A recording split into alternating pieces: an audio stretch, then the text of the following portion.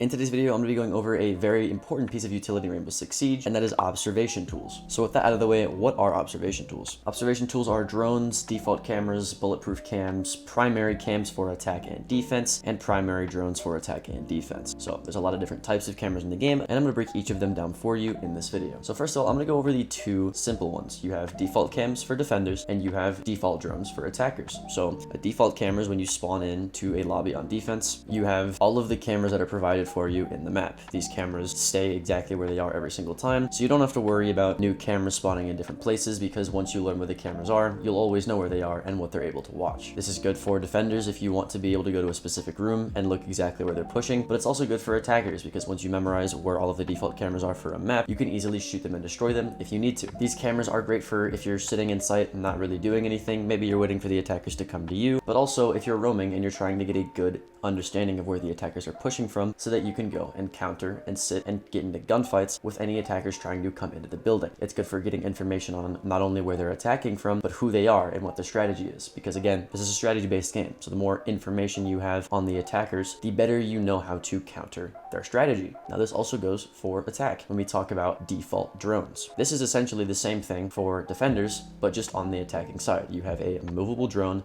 that you can drone into the map wherever you want to. There's specific little vents or drone holes across any number of maps that you can use to get your drones into the building safer and get the information you need on the defense and how they're setting up. Now the cool thing about drones, unlike what they have on defense for default cams, is that you can move them anywhere. Defenders aren't able to easily just counter where your drones can be because there's not a default place where you drive them into. You can throw them in windows, through doors, through vents, drone holes, hallways, anywhere. You can put these drones anywhere, and they can jump too, so you have so much freedom to be able to put these cameras anywhere. You can have them static watching flank. You can actively be droning out people that are roaming. You have a lot of options with what you can do with these cameras, so they're actually very, very effective. Now, when should you be using these drones? Well, just like for default cams on defense, you want to be using them to gain information on the defensive setup and where the defenders are. A great example of using drones is in the prep phase. In the prep phase, you automatically spawn one of your two default drones that you can go into while the defenders are setting up to be able to see what operators they're running, so that you can pick a different operator based off of what operators they have. Because of this, droning, especially in the prep phase, is a very powerful tool that you need to start abusing, because attackers are able to repick their operators in the prep phase now, which they weren't able to do a few years ago. So droning in the prep phase is very powerful, especially if your teammates aren't doing it, but you can also set up these cameras in random parts of the map to watch certain rooms, so you can almost use them like default cameras on defense as just regular cameras. Finally, in terms of default cameras, we have bulletproof cameras on defense. Now, the reason I'm going over these last in terms of the default camera section is because only certain defensive operators have this gadget, and very few at that. But also what's unique about this gadget is in the name. It's bulletproof. People can't destroy it with bullets unless they go behind or to the side of the gadget, close enough to where they can honestly just knife it and make it to where you can't see anything. Another unique thing about this gadget is it has a taser on it. This taser disables any electronic gadget, so any drone, any electronic ability. If you shock certain operators like Finka, they can't use their ability for very long. So this taser is a completely different video in and of itself and is very powerful, so that's why I felt the need to put it after the first two default cameras, because it's a lot harder to understand and there's a lot of things that come with it. Now that we've gone over all of the default cameras on attack and defense, I'm going to start moving into some more advanced things, which are primary cams and primary drones. The reason I call these primary is because they are primary abilities for some certain operators. Let's go over a great example.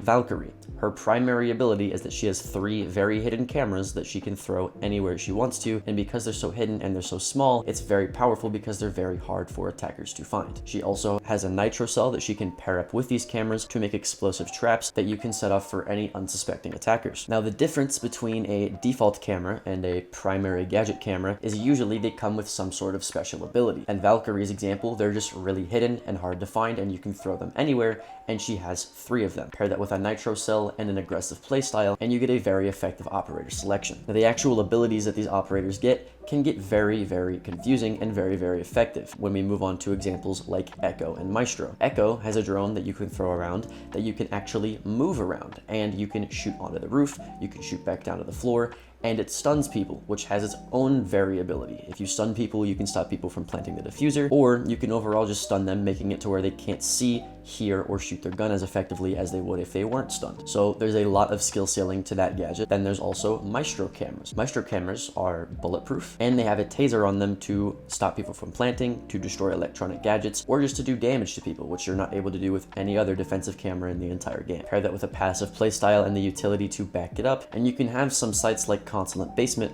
where it's very hard to get the bomb down or even to enter the objective because of effective Maestro cameras. So in terms of the defensive primary ability cameras, you get the idea. They each have their own special ability and their special playstyle of using that ability to where they can get way more effectiveness than you would be able to get with default cameras, for instance. Now, if you want an attacker example, we have a few. There's attackers that bring drones with their own special abilities. The first one that comes to mind for a lot of people is Twitch. She was the first one to have a drone with special abilities. She has the same effectiveness as a normal drone where she can drive it around, she can jump it, but she also has a taser on her gadget. Not the same taser that comes on bulletproof cameras. This taser actually destroys gadgets and does damage compared to the taser on bulletproof cameras that just EMP gadgets. They don't destroy them. EMPs only disable gadgets for a short period of time, and then those gadgets come back online, whereas Twitch's taser completely destroys them. So Twitch's taser is really good for taking out default cameras, taking out electronic gadgets that aren't bulletproof, and taking out any traps that may be in your way. Another great example, and the operator that is the most recent operator in the entire game, is Brava. Brava can hack enemy gadgets and turn the enemy gadgets into your gadgets, making for some very risky but very high rewarding plays. If they're playing a Capcan, a Malusi, an Aruni, a Thorn,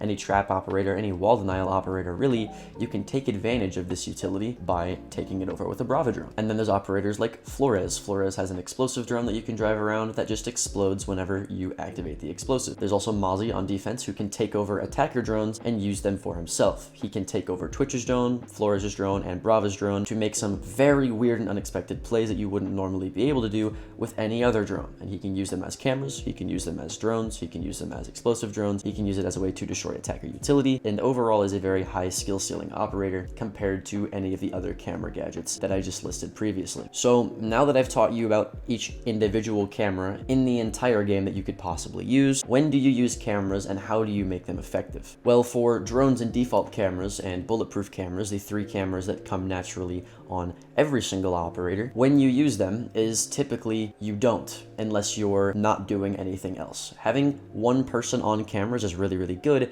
but that one person needs to be not doing anything to be able to get on those cameras to make effectiveness out of them. Because as cool as cameras are, action and gunfights and other primary utility are by far more important because they affect the actual round a lot more. The only time that you would use default cameras are really when you're not doing anything else and no one else is on them. So in terms of actual effectiveness and when you would use default cameras, you shouldn't that often, to be completely honest, especially with the fast-paced meta that we're currently faced with right now. Now, primary cams that I just talked about, like primary cameras on defense or primary drones on attack, are actually different. You want to be using these a lot more than you would use default cameras and default drones because they're far more impactful on the round. A Flores drone being able to destroy a deployable shield that a pesky defender is sitting behind holding your team down is very, very good. You can use Flores to destroy this, and that is way more impactful on a round than getting on a drone and droning outside. A Valkyrie camera that you have a nitro trap placed with under a floor where an attacker is going to walk by that you can get a free kill with is a lot more effective than a default cam that's sitting holding an attacker and getting information on that attacker, especially because people on attack recognize default cameras and where they are more often the more they play the game, meaning that they're not as effective. Now, that there is one contradictory thing that I will say to what I said earlier, and that is that default cameras on defense aren't very effective and you shouldn't use them unless you have nothing else to use, but attacker drones aren't really the case. We're in a very gun skill heavy meta, a very aggressive meta. A lot of people are roaming, so using drones on attack to be able to clear out all of the space that you need to take to get to the site is very needed, and it's very, very powerful. So one way that you can do this is by using both of your drones. If you mess up and you get your first drone killed in the prep phase, you only have one drone to clear out the building with, and in a solo queue environment, that's not very good, especially if the defender just shoots your drone, repositions himself, and then kills you. That's no bueno, right? So you want both of your drones, so you don't really want to be driving in prep phase unless nobody else is doing that and they're all on TikTok in the prep phase. So droning on attack with your default cams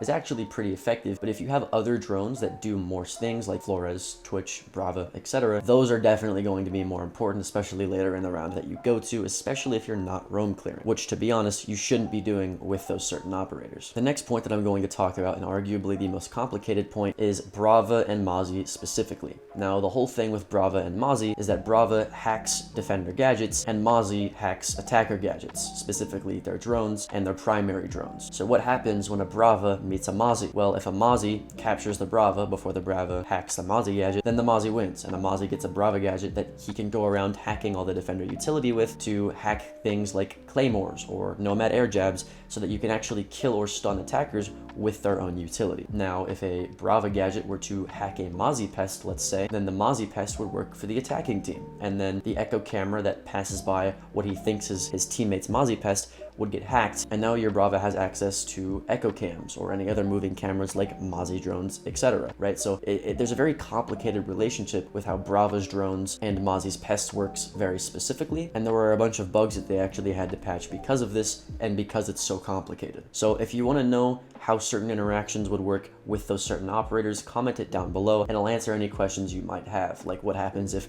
a Brava hacks a Maestro cam? Are they able to use the taser and shoot all of the Defender utility? Here's a hint, yes. But just any questions that you might have regarding those two operators specifically, put them down in the comments below because it is a pretty advanced topic with a lot of different inconsistencies that I'm definitely willing to answer. With that out of the way, my name's Alka, like the video down below, subscribe to the channel down below as well, and I'll see you in the next video. Later.